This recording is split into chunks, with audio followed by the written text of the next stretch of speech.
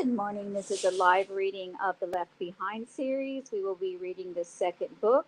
We're in chapter 16, and I will begin to read now. This is the Tribulation Force, the second book. Rayford's day and he felt his future were both set. He would attend the gala festivities, festiv- festivities, and then get a cab. I can't talk. And get a cab back to Ben Gurion International Airport at Lod, 9 miles southeast of Tel Aviv. Festivities. By the time he arrived, the crew should have the 777 shipshape, and he would begin pre-flight safety checklists. The schedule called for an afternoon flight to Baghdad, and then a nonstop to New York. By flying west at that time of day, he would go against conventional schedules and wisdom.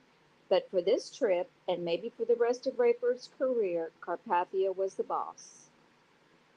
Rayford would spend the night in New York before heading back home to decide whether it was really feasible to do this job from Chicago. Maybe he and Chloe would move to New York. Clearly, the piloting of Air Force One for the president was a ruse. His job was ferrying Nikolai Carpathia wherever he wanted to go, and for some reason, Rayford felt compelled to sublimate his wishes, his desires, his will, and his logic. God had laid this in his lap for some reason, and as long as he didn't have to live a lie, at least for now, he would do it. What he had been learning from Bruce and his own study of philosophy indicated that the day would come when Antichrist would no longer be a deceiver. He would show his colors and rule the world with an iron fist. He would smash his enemies and kill anyone disloyal to his regime. That would put every follower of Christ at risk of martyrdom. Rayford foresaw the day when he would have to leave Carpathia's employ and become a fugitive, merely to survive and help other believers do the same. Buck saw an American Secret Service agent making a beeline toward him. Cameron Williams. Who's asking? Secret Service, and you know it. Can I see some ID, please? I've been cleared 100 times over. Buck reached for his credentials. I know that. The agent peered at Buck's identification. Fitz wants to see you, and I've got to be sure I bring him the right guy. The president wants to see me?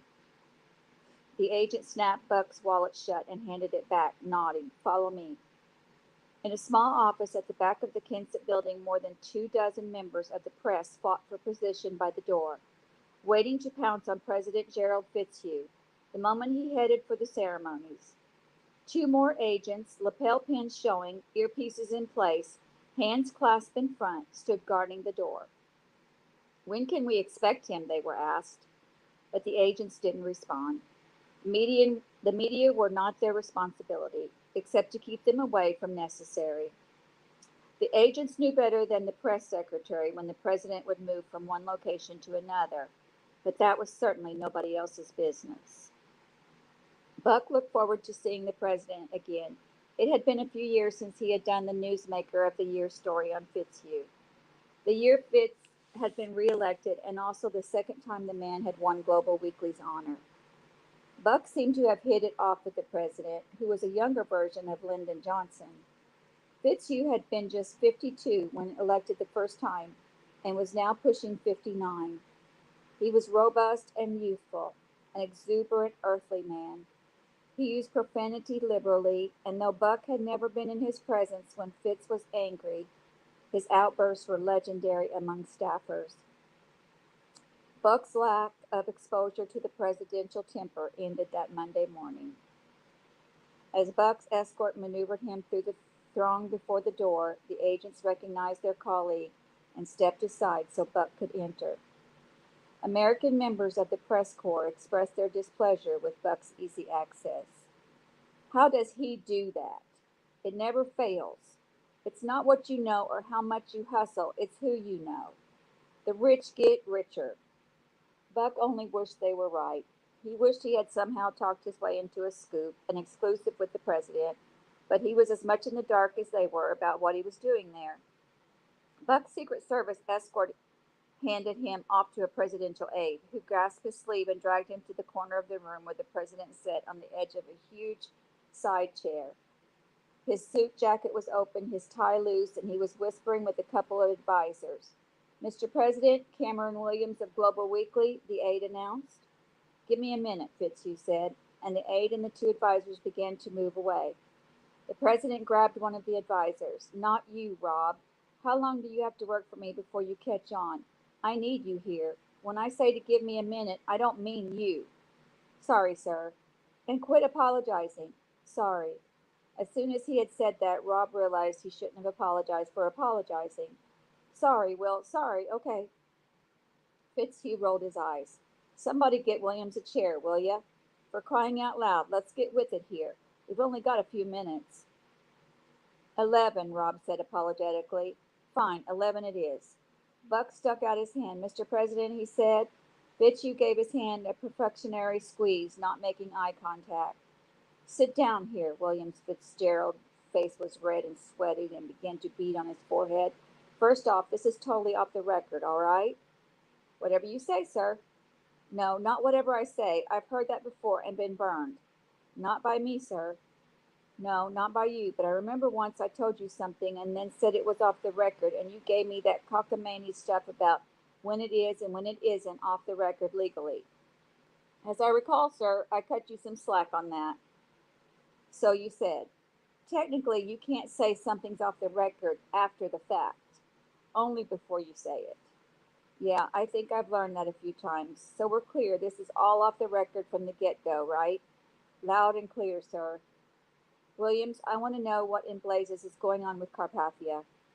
You've spent some time with him, you've interviewed him, word is he's trying to hire you. You know the man? Not well, sir. I'm getting pretty steamed by him, to tell you the truth, but he's the most popular guy in the world since Jesus himself. So who am I to squawk? Buck was staggered by the truth of the statement. I thought you were a big supporter of his, sir. America showing the way and all that. Well, I am. I was. I invited him to the White House. He spoke to the joint session. I like his ideas. I wasn't a pacifist till I heard him talk about it. And by George, I think he can pull this off. But the polls say he would double me in a run for the presidency right now. Only he doesn't want that. He wants me to stay in office and be my boss. He told you that? Don't be naive, Williams. I wouldn't have brought you in here if I thought you were going to take everything literally. But look, he weasels me out of Air Force One, and now have you seen the thing? He's got Global Community One painted on it and is issuing a statement this afternoon thanking the citizens of the United States for giving it to him. I've got a mind to call him a liar to his face and try to turn some of his good press around. It would never work, sir, Rob interjected. I know you didn't ask, but the statement going out makes it appear he tried to refuse you and you insisted, and he reluctantly agreed. The president turned back to Buck. There you go, Williams. You see what he does? Now, am I getting myself in hotter water by sharing this stuff with you? Are you already on his payroll and going to blow the whistle on me? Buck wanted to tell him what he had seen, what he really knew about Carpathia, who the Bible proved he was. I can't say I'm a Carpathia fan, Buck said. Well, are you a Fitzhugh fan? I'm not going to ask you how you voted. I don't mind telling you. The first time you ran, I voted for your opponent. The second time, I voted for you. Won you over, did I? You did. So what's your problem with Carpathia? He's so smooth, so persuasive, so believable. I think he's got almost all the people fooled most of the time. I guess that's one of my problems, Buck said. I'm not sure what he's using for leverage, but it seems to work. He gets what he wants when he wants it, and he looks like a reluctant hero. That's it, the president said, slapping Buck's knee hard enough to make it sting. That's what gets me too, he swore, and then he swore again. Soon he was lacing every sentence with profanity. Buck was afraid the man would burst a blood vessel. I've got to put a stop to it, he raged. This is really ticking me off. He's going to come off sacrosanct today, making me look like an overgrown wuss. It's one thing for the United States to model leadership in the world, but what we look like now is one of his puppets.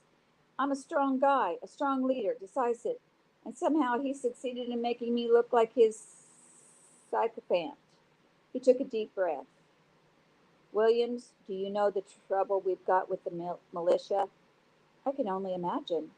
I'll tell you, they got a point, and I can't argue with them. Our intelligence is telling us they're starting to hoard and hide some major weaponry because they're so against my plan to join this destroy 90, give 10 to the UN or global community or whatever he's calling it this week. I'd like to believe his motives are pure and that this is the last step towards true peace, but it's the little things that make me wonder, like this airplane deal. We've got the new plane. We needed a pilot. I don't care who flies the thing as long as he's qualified.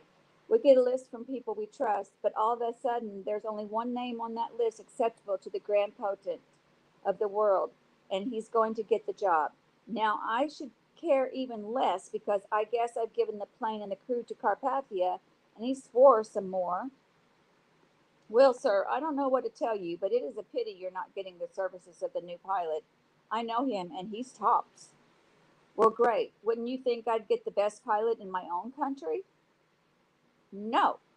And I wasn't exaggerating about the new title for Carpathia. There's some resolution in the UN, excuse me, global community, and the Security Council is supposed to vote on it soon. It calls for a more appropriate title for the Secretary General, given that he will soon become the Commander in Chief of the world's remaining military power and the Chief Financial Officer of the Global Bank. The worst part is that resolution came from our own ambassador, and I didn't know a thing about it until it went to committee. The only recourse I have is to insist he vote against his own proposal, withdraw it, or resign. How would that make me look? Furring a guy because he wants to give the head of the global community, whom the whole world loves, a better title. The president wasn't giving Buck an opportunity to respond, which was all right with him because he had no idea what to say. Fitzhugh leaned forward and whispered, "And this media thing, we agreed with him that our conflict of interest laws were a little restrictive, along with those of most of the rest of the world. We didn't want to keep the UN or whatever from having the right to publish more widely when they were so close to world peace. So we make a little loophole for him, and now look what we've got. He'll have bought up all the newspapers and magazines and radio and TV networks before we can change our minds. Where is he getting the money? Williams, can you tell me that?" Cameron had a crisis of conscience. He had implied to Carpathia that he would not tell about the inheritance from Stonigal, and yet were promises made to devils required to be kept.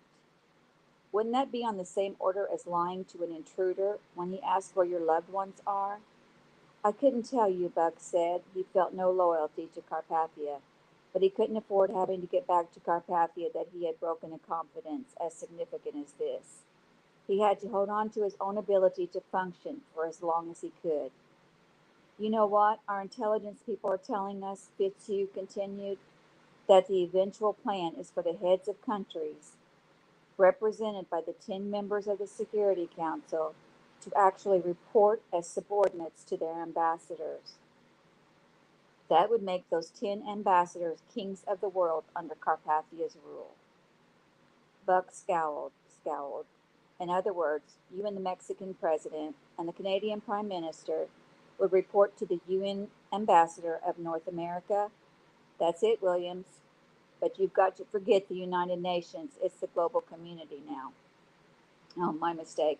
Well, it's a mistake, all right, but it's not yours. Sir, is there something I can do to help?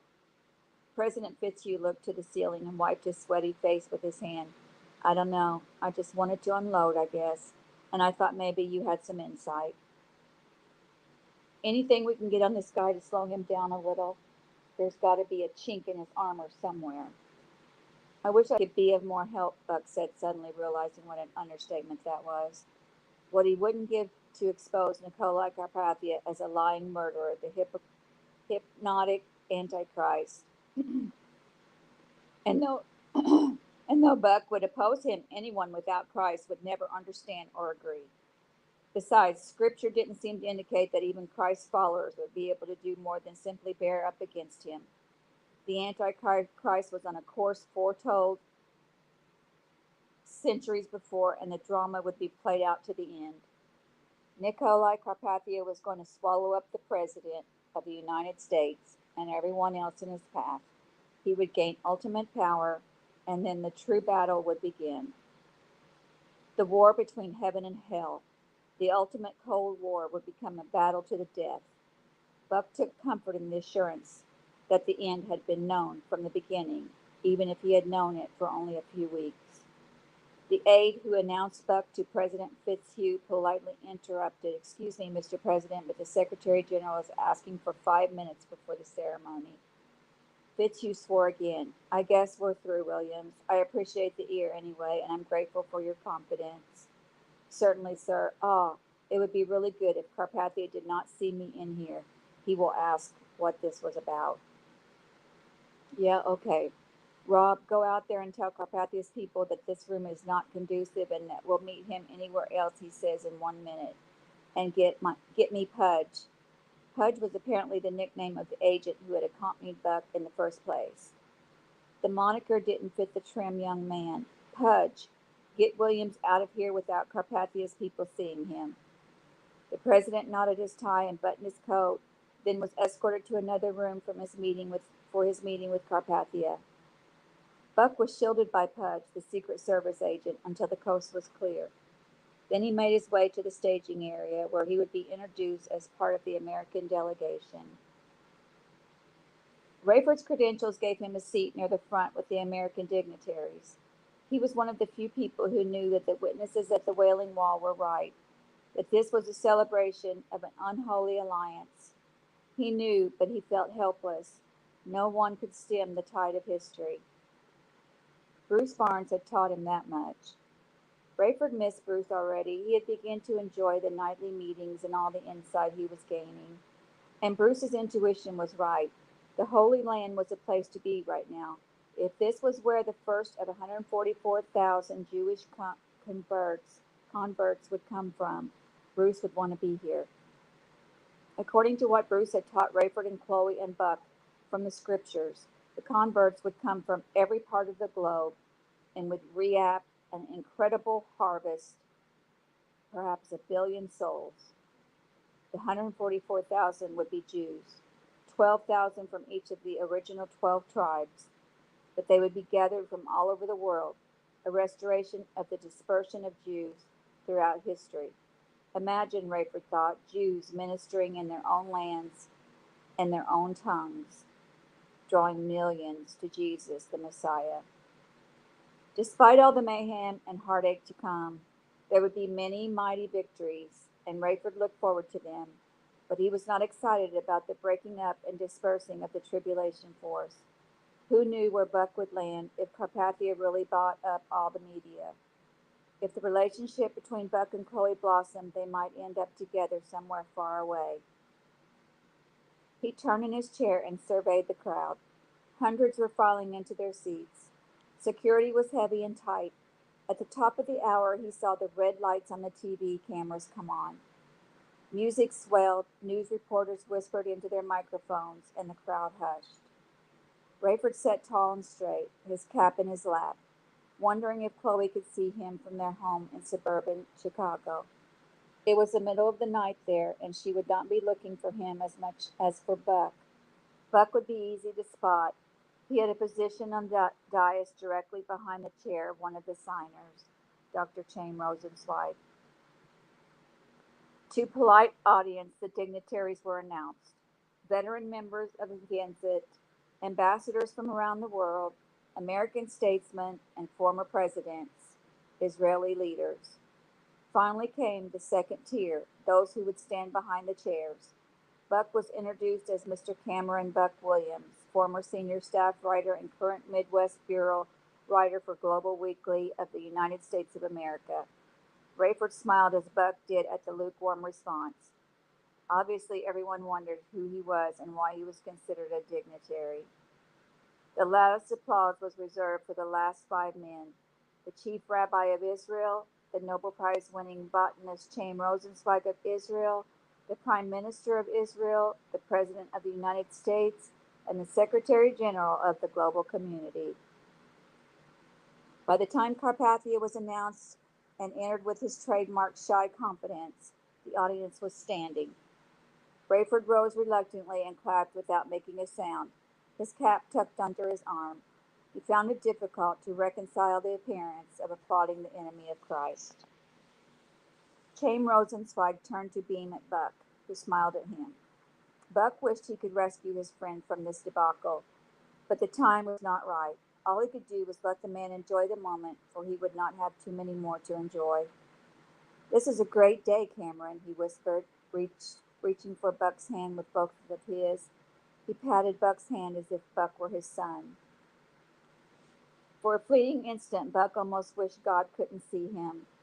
Flash units Flash units were erupting all over, recording for posterity the dignitaries lending their support to this historic covenant.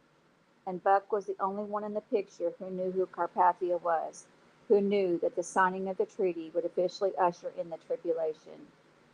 Suddenly, Buck remembered the Velcro-backed Global Weekly patch in his side pocket. As he pulled it out to apply it to his breast pocket, the Velcro caught the flap over the side pocket and held fast.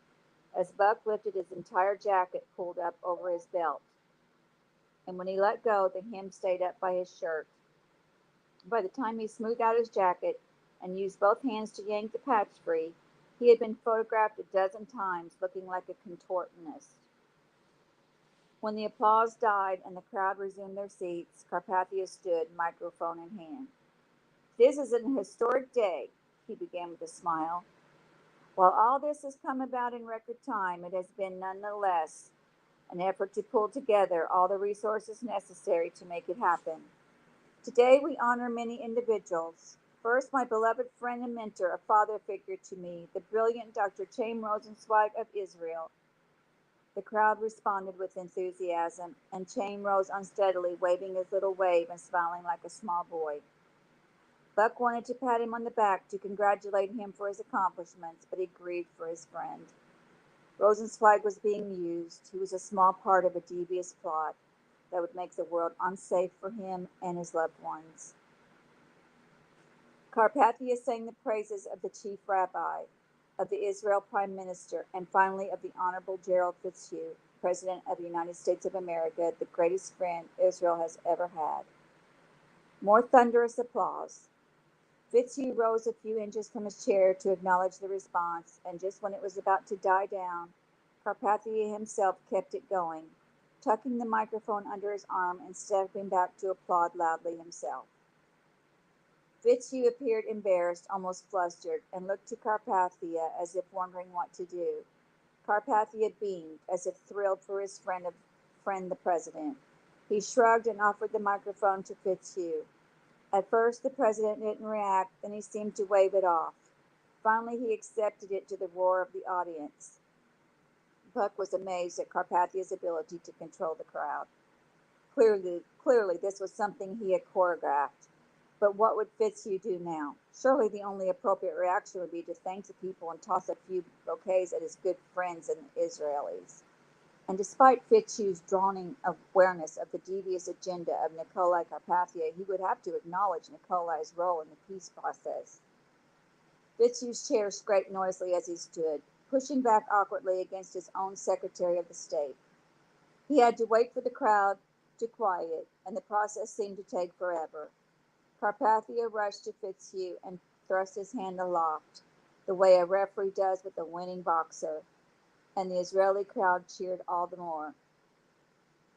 Finally, Carpathia stepped into the background, and President Fitzhugh stood in the center of the dais, obligated to say a few words. As soon as Fitzhugh began to speak, Buck knew Carpathia was at work, and while he didn't expect to witness a murder, as he had in New York, Buck became immediately convinced that Carpathia had somehow caused something every bit as sinister. For the Gerald Fitzhugh speaking to the enthusiastic throng was something but the frustrated president Buck had met with just a few minutes before. Buck felt his neck grow warm and his knees weaken as Fitzhugh spoke. He leaned forward and gripped the back of Rosenzweig's chair, trying in vain to keep from trembling. Buck felt the clear presence of evil and nausea nausea nearly overtook him. The last thing I want to do at a moment like this, President Fitzhugh said, is to distract in any way from the occasion at hand. However, with your kind indulgence and that of our great leader of the aptly renamed global community, I would like to make a couple of brief points. First, it has been a privilege to see what Nikolai Carpathia has done in just a few short weeks. I am certain we all agree that the world is a more loving, peaceful place because of him. Carpathia made an effort to take back the microphone, but President Fitzhugh resisted. Now I have the floor, sir, if you don't mind. This brought a peal of laughter. I've said it before and I'll say it again. The Secretary General's idea for global disarmament is a stroke of genius. I support it without reservation and am proud to lead the way to the rapid destruction of 90% of our weapons and the donation of the other 10% to global community under Mr. Carpathia's direction. Buck's head swam and he fought to keep his equilibrium. As a tangible expression of my personal support and that of our nation as a whole, we have also gifted global community with the brand new Air Force One. We have financed its repainting and titling, and it can be viewed at Ben Gurion International. Now I surrender the microphone to the man of destiny, the leader whose current title does not do justice to the extent of his influence, to my personal friend and compatriot, Nikolai Carpathia. Nikolai appeared to accept the microphone reluctantly and seemed embarrassed by all the attention. He looked bemused, as if helpless to know what to do with such a recalcitrant U.S. president who didn't know when enough was enough. When the applause finally died down, Carpathia affected his humblest tone and said, I apologize for my over-exuberant friend, who has been too kind and too generous, and to whom the global community owes a tremendous debt. Rayford kept a close eye on Buck. The man did not look well. Buck had seemed to nearly topple, and Rayford wondered if it was the heat or merely the nauseating Mutual Admiration Society speeches that were turning Buck green around the gills.